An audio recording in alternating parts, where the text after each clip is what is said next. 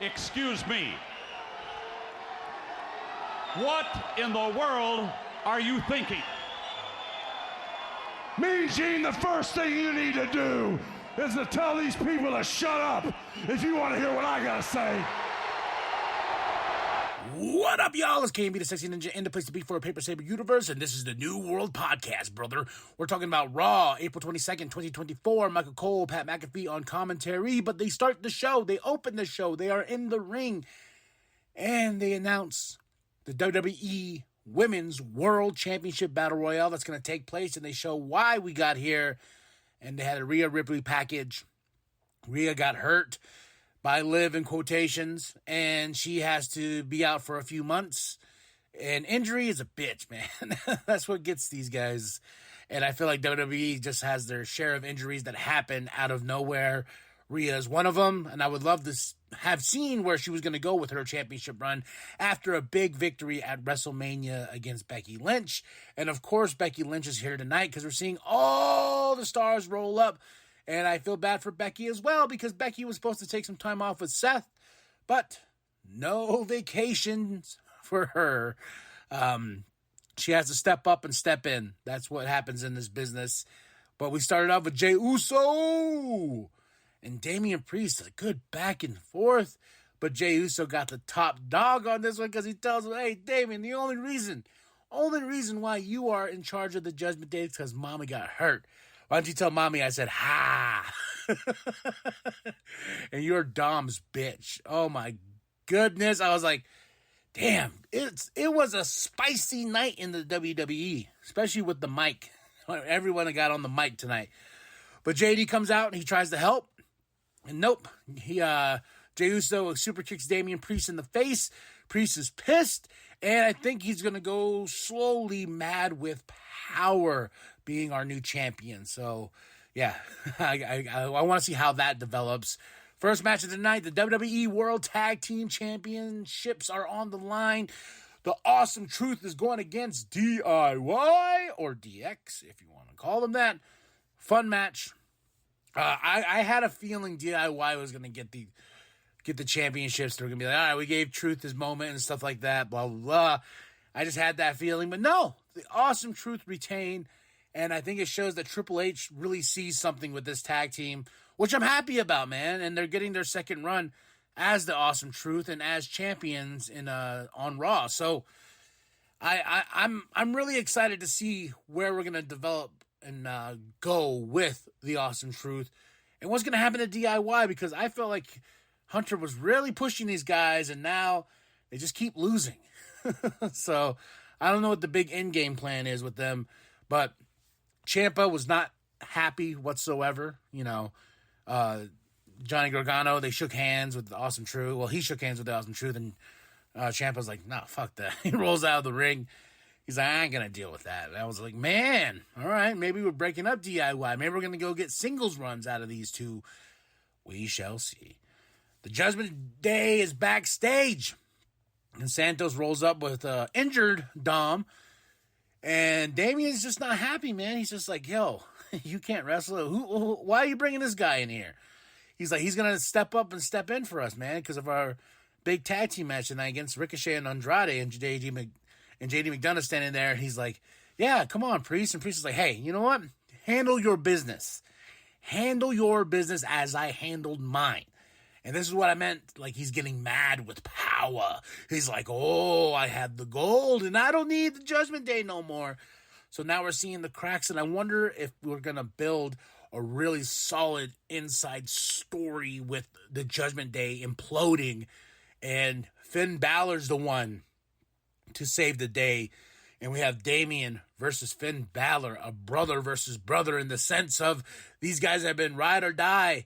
And slowly, Damian's losing his mind. He's losing touch with reality because he's the champ and he thinks he can't be touched.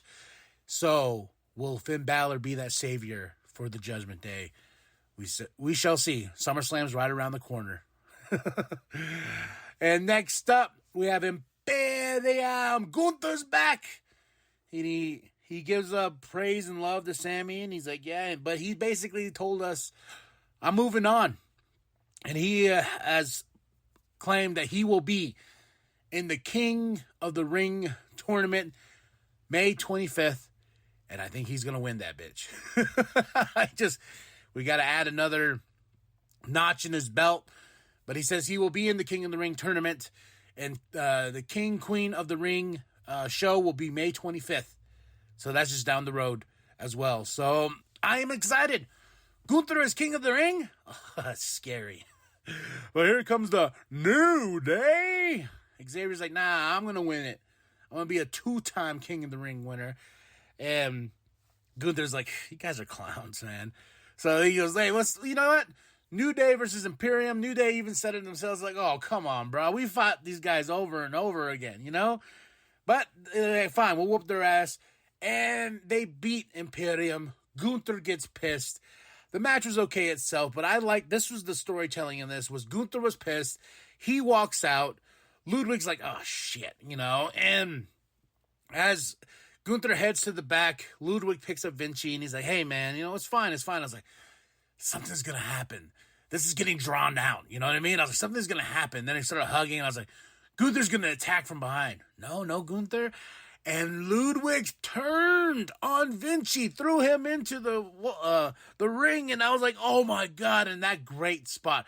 I love this spot here from Ludwig. I hope it's in his arsenal, and because he makes it look so devastating. But he beats up Vinci, throws him all around, boom, boom, boom, puts him on the stairs. And of course, here comes the backstage, like, we can't go. He's like, okay, fine. He's walking off. And he runs around the ring and just, bam, to Vinci's head. Devastating. Got a holy shit pop. Because it is devastating. It looks devastating. So I was like, damn. I want to see where this is going now. Because as Ludwig goes to the back, Gunther's standing there. And Gunther approves. He's like, good job. I was like, oh. So they've been meaning to kick Vinci out for a while. Ugh. Okay. So, Andrade promo. He has a big match tonight with Ricochet against JD McDonough and Santos. Drew McIntyre. Oh, Drew. Pissed off, spicy Drew. Of course, in this promo, he has to blame everybody. He has not, he can't take any ownership of him losing and this and that. Says CM Punk, that bastard, he cheated me out of my championship. He cheated me out of everything.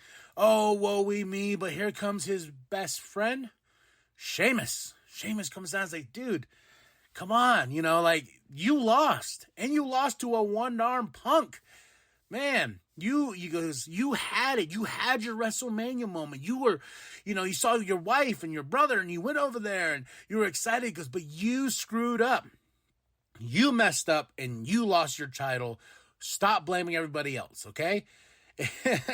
He goes, remember me and you, man? We used to make bangers after banger after banger. And Drew's like, oh, yeah? Well, back before you got hurt when we were doing banger after banger after banger, it looks like you've been eating burger after burger after burger. I was like, whoa. I was like, holy shit. I was like, what? And it just shows that the WWE is listening. Because last week, everyone was making fun of Sheamus and his weight. I don't know. I don't understand this whole shaming people for their weight shaming or whatever. I know Sheamus is more tip-top shape than any of us that's sitting on the fucking couch watching this shit. And we had to fat shame this poor man. And he doesn't care, but I'm just saying he's more in shape than any of us out there. You've seen his workout routines. He got hurt. Yeah, he got a little pudgy because he got hurt. He probably couldn't work out like he does. But oh man, that burger after burger, I was like, oh fuck, damn. But Sheamus, it broke Sheamus too a little bit. He laughed. He was like, hey man, you're getting good at those. You're getting good at those one-liners. But it was a great interaction. He goes, yeah, the thing about the difference between you and me is I can lose the weight. You can't lose stupid. And I was like, oh man, I love this new era. We have Jey Uso calling Damian Priest Dom's bitch and everything like that. Now we got this whole line with the burger. I'm just like, ooh. And Drew's like, you know what? You're my friend. Everybody was back there saying how pudgy you were, blah, blah, blah, blah. But I'm your friend. And Sheamus is like, I don't care, dude. You know, he goes, I just want to help you. And Drew's like, you know what? I'm going to help you. I'm going to have your back. I'm going to stand on the side of the ring with your match tonight. And we have Sheamus versus Shinsuke. Okay, match for what it was. Sheamus gets the win. And he's just looking at Drew McIntyre. And I'm wondering where we're building this. Is this going to be at Backlash? Is this going to be at SummerSlam? No, I think we're going to get Drew versus CM Punk at SummerSlam, but I think Drew will turn on Sheamus at some certain point. That's what I'm thinking. Kathy's backstage interviewing Sammy, but is interrupted by Bronson Reed because he's telling Sammy, like, hey, man, I'm the problem you should worry about. And I love the internet. Everyone's like, fuck around and find out. Well, Sammy, you found out, didn't you? Because Bronson Reed whooped that ass. And I was sitting here with the wife as we were watching, I was like, I wonder, while they're filming these things, you know, when we have these backstage segments of people fighting and whatnot, and then you get the rush of people that come in like, oh, no, those are, oh. I wonder if they're just standing there on the side and they're counting down. They're like, all right, let them get hit. Let them go through. I go, 5, 4, 3, 2, run. Everyone run at the same time. Blah, blah, blah, blah. I was like, that's got to be a funny scene. Chad Gable comes out, cuts a promo. Sad Chad, now bad Chad. Whew, talk about bad Chad. And I was telling everybody, spicy night for pro wrestling and promos here. I mean, he tears down the Alpha Academy, tells Tozawa all you do is fucking do that stupid dance. Then he goes over to poor Maxine and says, hey, pretty princess, right? Dumb as a box of rocks. I was like, oh, hey. And I was like, no, not Otis. No, not Otis. And he goes over, he's like, you know, you've proven yourself. You've done this. We've all the accomplishments. And that makes you the biggest disappointment. I was like, holy fuck. And Chad bullies them so much. And then he tells them, like, hey, now we're going to focus on Chad. We're going to focus on me and getting a championship, getting the Intercontinental Championship, because his reasons behind attacking Sammy was pretty fucking, like, I would get pissed too. Like, the way he laid it out is he goes, you know, I was over here crying. Sammy comes over, puts the title in front of me, and I'm like, all right, dude, I get it, you won. Helps me up. I give him some flowers. I'm like, yeah, there you go. He goes, that should have been enough for you, Sammy. That should have been enough. No. Then he goes and kisses his wife, and he goes, that's my moment. He took away my WrestleMania moment. He's taking away my moment where I could have won that championship, and I could have given it to my daughter. Like, he took away all that, and that's what's in his mind. And he tells Alpha Academy, he's like, you're going to do this, right? No matter what? And then, like, Otis is like, no matter what? And he's like, what did you say? He goes, you got to say it. Say it with your chest. And Otis just says, no matter what. And I'm like, oh, my God. Ooh, oh, man, I'm in. I'm in. I want to see how this is going to go with Bad Chad. Ricochet and Dominic backstage. You know, Dominic's like, hey, man, I would have loved to whoop your ass. Ricochet's like, I'd love to whoop your ass too, but look at you hurt, little bitch. But the interesting part was as Dom turned, Liv Morgan was standing there, and I'm like, oh, stepmommy? Oh. And everyone in the household's like, no, he belongs to mommy. I was like, well, Liv stepping in, so question mark. Nia cuts a promo about the Battle Royale coming up later on. But right here is where I feel like the imploding of the Judgment Day is happening. Because Ricochet and Andrade versus JD McDonough and Santos. Ricochet and Andrade get the win. Damien's not having it. Gets pissed, beats up everybody, and looks at Dom and looks at JD. He's like, hey, you know, that's how you handle business. And you guys wouldn't be anything without me. And he walks out. And I was like, oh. And then announced too, Finn Balor has signed a contract, another contract extension of his contract, and he wrote this really beautiful post. Like, it sounded like he was leaving WWE, that he says, nope, I ain't going nowhere. So I'm like, okay, we're building something here, and I think it's going to be Damian versus Finn at some certain point for that championship. Ooh, SummerSlam? No, yeah, that's, I don't know. We can build this story. We can build this rivalry between these two, but SummerSlam sounds like the option for those two. Zoe Starks cuts a promo. Everyone's excited. Everyone's rolling up. And I got to say, they had the entire Raw locker room, even including the tag teams. But it was like, okay, I don't know. Out of this bunch, I could possibly see Liv. I could possibly see Becky and Nia Jax. But everyone else, I don't know. So we'll get to that in a bit. But, I like Zoe. I think Zoe she just needs to get more of a personality than just being like, I'm an ass kicker. Well, she is, rightfully so. So, yeah. Jackie, backstage with Indy and Candice, asking about, their ways of winning and how this and that. And they're like, what do you mean? But the riot breaks out. And Jackie's like, oh, yeah, fuck yo. I gotta go see what's going on over here. Liv and Nia are getting into it. They're fighting, and here comes Becky rolling up. And he's like, oh, well, I guess things are going on back here. And Becky steals the mic away from Jackie and doing that thing that Kevin Owens did, I believe, last week. And she's walking to the ring talking. And my favorite moment of this is she looks at Maxine, and she tells Maxine, like, hey, go out there and, do your thing and act like you want that championship, And I was like, oh. After she just got torn down by Chad, there's a little moment right there where Becky's giving some advice to Maxine, walking out.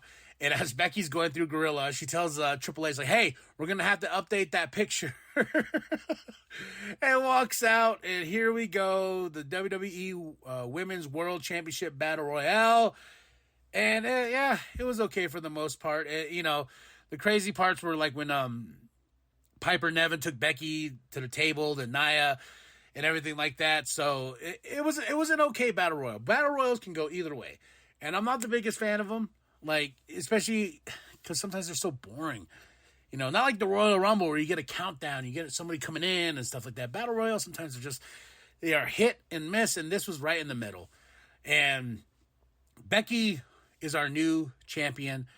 I was like, oh, okay. And what was crazy about this spot was, they were trying to build the drama with Liv and Becky on the outside, going back and forth. But I was like, Becky could just jump down and pull Liv Morgan down right now because she went through the middle rope. She didn't go over the top rope like Liv Morgan did. I was just thinking, I was like, oh, would it be fucking funny if Becky jumped down and just pulled Liv Morgan's feet from under her and then goes back in the ring. And she's like, hey, I went through the middle rope. But no, they were trying to build this tension. Like, oh my God, who's going to hit the floor? I was like, it doesn't matter. Becky didn't go over to the top rope. Oh, okay, she's our champion? Okay. I guess I didn't want Liv Morgan being the champion. And I'm seeing everybody online like, oh my God, Liv Morgan. Because her last championship run was so memorable. Oh, God. They could have gone with Nia. I would have rather had Nia get that championship. Hell, I was rooting for Chelsea Green to win that championship. I really was, because I love my girl Chelsea. And when she got eliminated, I was like, well, there goes my hopes and dreams. We could have even done Shayna Baszler. We could have, this. I can understand the frustration when everybody be like, oh my God, Becky's champ again. I understand that frustration because I'm a little frustrated about it as well. Cool. She took the pick with Triple H, posing with the championship, this and that. But out of the options Triple H had, I understand why he did it. Because he's looking at everybody, he's like, yeah, no, well, fuck, just give it to Becky. Then we'll go from there. We'll figure it out and see who she's going to face for that championship and everything like that. So that's why I think they called her back in, because they had nothing.